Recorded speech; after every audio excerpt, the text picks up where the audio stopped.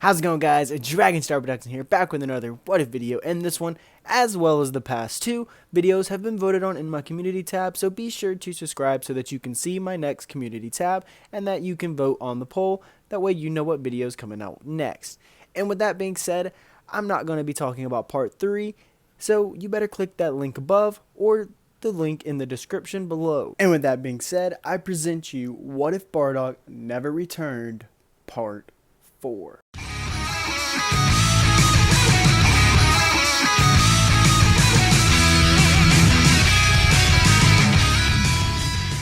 Alright, so our story actually left off with Android 16 failing to blow up Cell using his self-destruction technique with the bomb inside of him, giving the Z Fighters actually a much bigger fight when it comes to the Cell games, because now it's not just perfect Cell, it's super perfect Cell. However, back on the lookout, Bardock, Goku, Vegeta, Raditz, Nappa, Gohan, Piccolo, Leak, Tien, and Yamcha have all easily surpassed Gohan's in the canon story. This actually does include Tien and Yamcha because they learned to use the Kaioken, which was taught to them by Goku during the 10 days.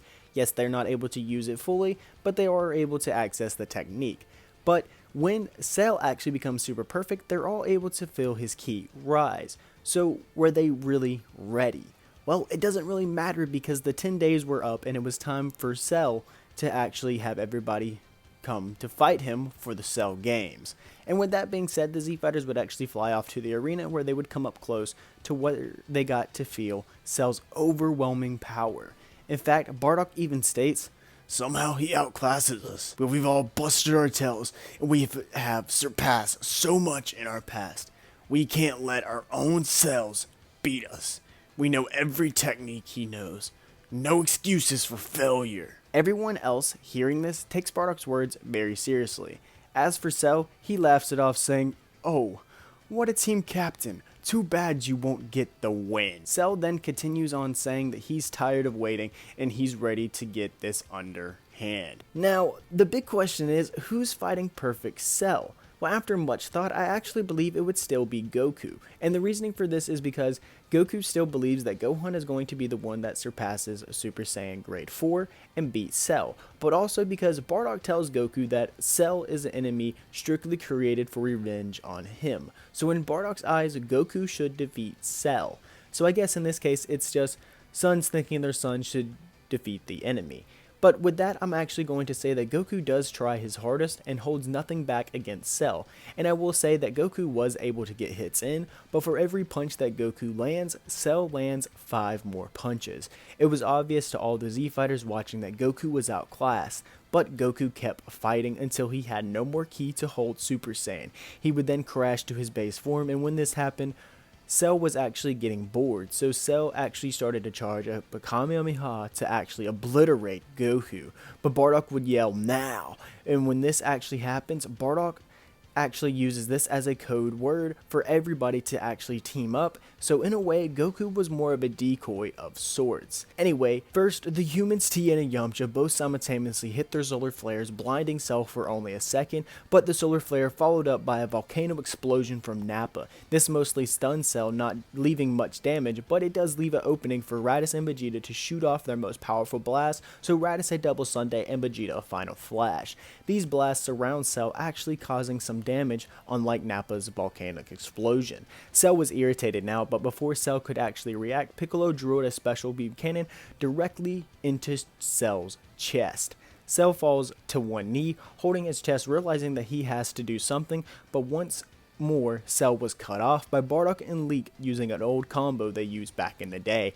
This combo actually ends with a double knee to the jaw. However, this was the Z Fighters' first mistake. With Bardock and Leak rushing up close, it gave Cell the opening that he needed to actually do something in the fight. Cell was able to eat one of the knees from Bardock, but Cell catches the leg of Leak when he tries to go for his knee. And when he catches his leg, he then uses one hand to blast Leak, and this actually evaporates Leak right then and there. Bardock actually stands on side witnessing this in complete awe. Bardock starts to shake the ground around him as his aura then begins to burst into none other than Super Saiyan 2. Bardock didn't have time to cut a monologue. This time his rage has took over him.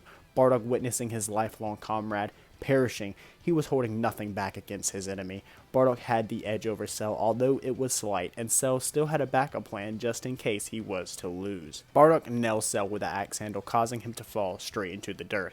However, when Cell hits the ground, he knows that he has to do something, so he starts popping out Little Cell Juniors. Cell was only able to release 3 due to Bardock knocking Cell back into the sky.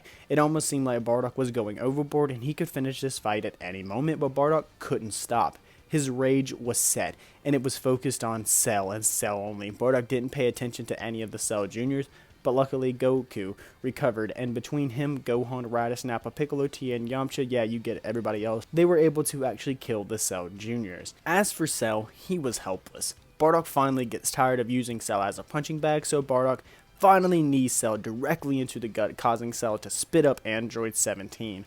Bardock then lifts his hands up as the energy ball then begins to build inside of it. I think it's time I stop toying around with a scientist's failed creation. As Goku then walks up, and he actually is willing to kill, especially after the words of his father. And he then says, and I think it's time to finally defeat my enemy, as he looks at his father. Bardock and Goku then both charge up their blast, so Bardock releases a Final Spirit Cannon, as Goku charges up a Super Kamehameha, as the two then blast together, destroying all the androids in the process. And this would actually end the Android Saga once and for all. However, that isn't the end of this video, because, well, we're jumping straight into the next saga. Bardock, who now has achieved Super Saiyan 2, would be on his way to trying to actually master the form, as well as the other Z Fighters trying to obtain it.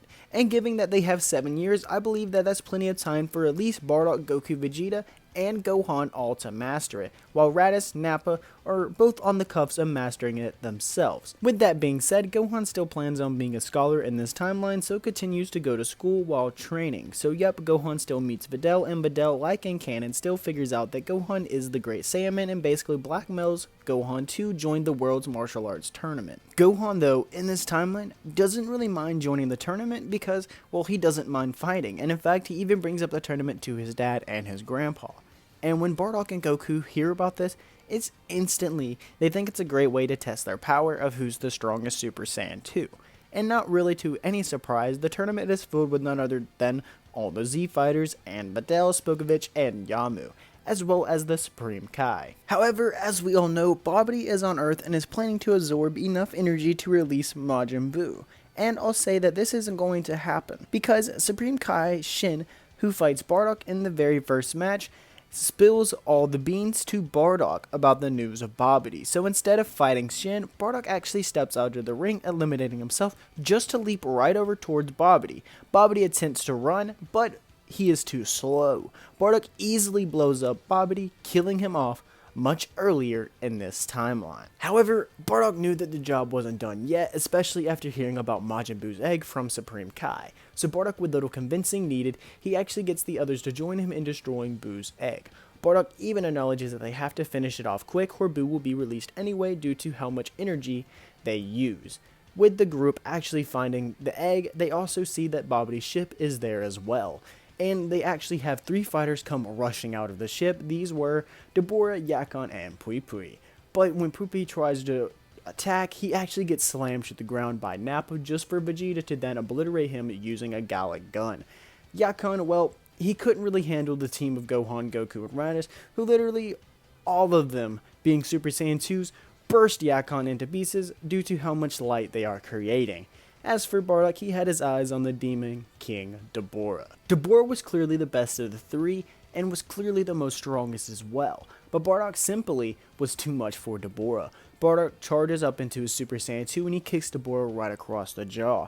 Bardock actually with his kick had already almost won the fight, but Dabura spits right on Bardock's arm, turning him into stone. Goku and Raditz then both rush towards Dabura and Bardock's statue. Vegeta yells to stop, but this does nothing as the brothers ignore Vegeta, just trying to save their father.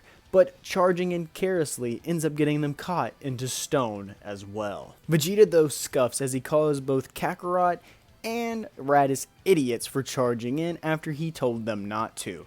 He then tells Nappa that he's ready to finish this off once and for all to prove that he is the strongest Saiyan living on Earth and clearly the smartest fighter. Nappa, although doesn't agree with the ending, he does agree that he's ready to get his hands dirty. Then the former Earth Crashers now dive in as Earth Saviors. Nappa and Vegeta knew that they had to finish the fight off without exerting much energy, so the two would then use combo moves together as Nappa clotheslines Dabura right across the mouth while Vegeta punches Dabura with a flying gut punch. Dabura spits up some spit, but it doesn't hit anybody because Nappa and Vegeta both manage to dodge, as Vegeta though finally decides to go all out and pull the trigger on this fight. Vegeta powers up a final flash that swallows Dabura as well as Buu's egg. And for good measures, Nappa and Gohan on the sidelines also shoot blast at Buu's egg, helping in destroying it. So with that being said, everyone who was turned into a statue is now fine, but the real question is, will everybody be fine in the next arc when a special little kitty decides to wake up from his slumber?